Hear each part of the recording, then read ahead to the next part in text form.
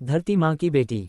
ईश्वर ने शर्मा जी के परिवार को एक नहीं दो खूबसूरत बेटे दिए थे। दोनों भाई कर्ण अर्जुन की तरह थे। एक खुशहाल परिवार में वह सारी खुशियां थीं जिनकी सबको आरजुएं और तमन्नाएं होती हैं।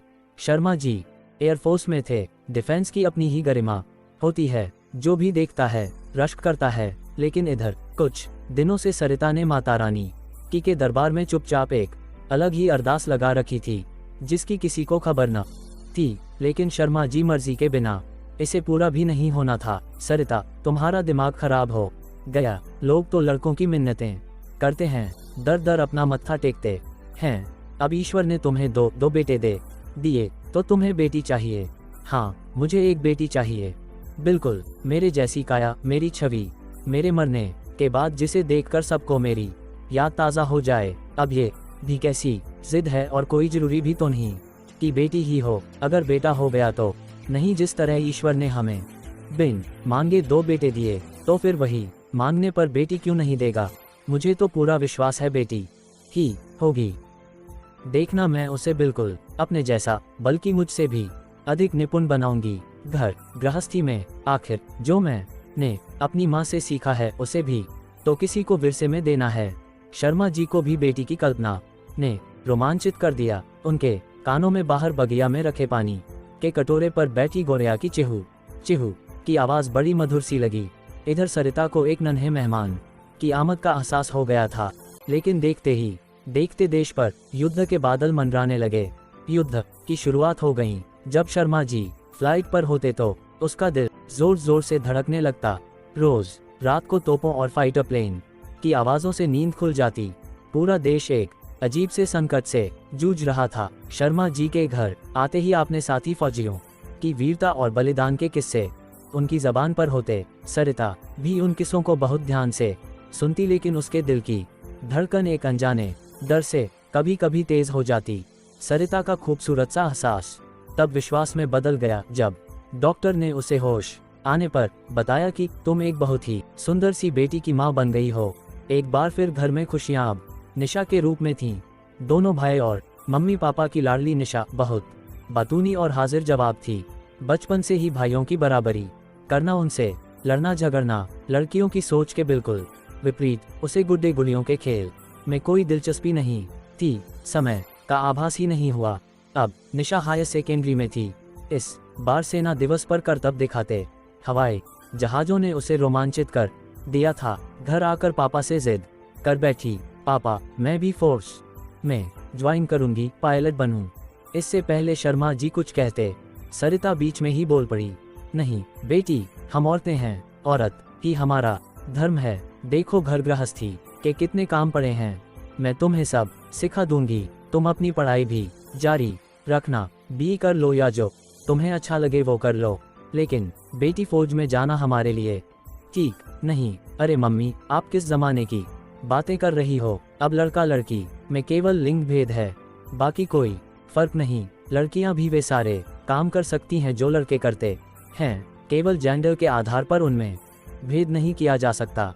आप जानती हो, हर लड़की की तरह पापा मेरे भी आदर्श हैं, फिर मैं उनके जैसा काम क्यों नहीं कर सकती। शर्मा जी ने भी माँ बेटी की तकरार के बीच में कुछ बोलना उचित नहीं समझा। माँ बेटी की तकरार आखिर एक समझौता पर आकर रुक गई। माँ की भावनाओं का आदर करते हुए एयरफोर्स में जाने की जिद उसने छोड़ दी थी, लेकिन सरिता ने उसे एयरलाइंस में जाने की इजाज़त दे दी थी। यहाँ पायलट तो नहीं बन सकी, लेकिन सीनियर असिस्टेंट फ्लाइंग ऑफिसर के रूप में एक एयरलाइंस में उसे नौकरी मिल गई। जिंदगी रोज की तरह जारी थी, लेकिन आज उसका प्लेन जैसे एयरपोर्ट पर लैंड किया, पैसेंजर उतरने चढ़ने लगे। इसी बीच उसे आसपास कुछ असंदिग्ध गतिविधियां महसूस हुई। उसे समझते देर न लगी कि कहीं आतंकी तो विमान को बंधक बनाने की फिराक में तो नहीं है। ये जो 4 लोग विमान के चारों तरफ खड़े हैं, ये पैसेंजर तो नहीं, जरूर कुछ गड़बड़ है। उसे पिताजी की बात याद गई, दुश्मन जब सीधी तरह से नहीं जीत पाता तो देश को कमजोर करने के लिए आतंकवादी जैसी घटनाओं को अंजाम देता है। उसने अपने मन में प्रण किया, मैं इनके इरादों को कभी कामयाब नहीं होने दूंगी। मुझे किसी न किसी रूप में विमान में सवार इन निर्दोष लोगों की जान बचानी है। निशा अभी सोच ही रही थी कि धड़ाधड़ चारों विमान में ऊपर चढ़ गए। हैंड्स अप, कोई हिलेगा नहीं, हमारी तुमसे कोई दुश्मनी नहीं है।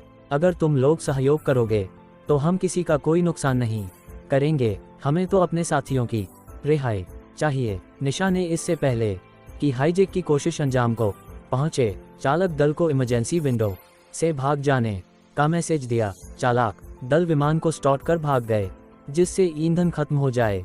अब निशा का काम किसी तरह उनको उलझा कर रखना था, जब तक कि प्लेन का ईंधन या तो खत्म हो जाए या फिर कमांडोज वहां नहीं पहुंच जाएं। हुआ भी यही। इस जांबाज बेटी ने वीरता और बलिदान के तमाम किस्से मां के पेट में ही पिताजी से सुन रखे थे। आज वक्त आया था उनका अनुसरण करने का। यहाँ वीरता का मतलब सीधे तौर पर लड़ना नहीं, बल्कि बिना होश गंवाए धैर्य से अंतिम सांस तक हौसला रखना था। उसका एकमात्र उद्देश्य सारे यात्रियों की जान बचाना था। प्रशासन से बात कर खूंखार आतंकवादियों को छुड़ाना चाहते थे, जो किसी भी कीमत पर संभव नहीं था। अतः उन्होंने यात्रियों को मारना शुरू कर दिया। जब निशा की सारी उम्मीदें समाप्त हो गई तो इमरजेंसी गेट खोलकर यात्रियों को भागने का आदेश दिया। भागते यात्रियों पर आतंकवादियों ने गोलियां चलाना शुरू कर दी। कुछ यात्री मारे गए, लेकिन अधिकांश भागने में कामयाब हो गए। अंत में आतंकवादियों ने निशा और इसके साथियों को भी मौत के घाट उतार दिया। लेकिन जिस वीरता से उसने उनका मुकाबला किया, उसकी न केवल सारे देश ने भूरी भूरी प्रशंसा की, बल्कि देश ने वीरता पुरस्कार से सम्मानित भी किया। सरिता को भी अब विश्वास हो गया था, कुछ लोगों को ये धरती माँ अपनी रक्षा के लिए पहले से चुन कर रखती है, भले ही उसे किसी भी माँ ने जन्म दिया हो। धन्यवाद।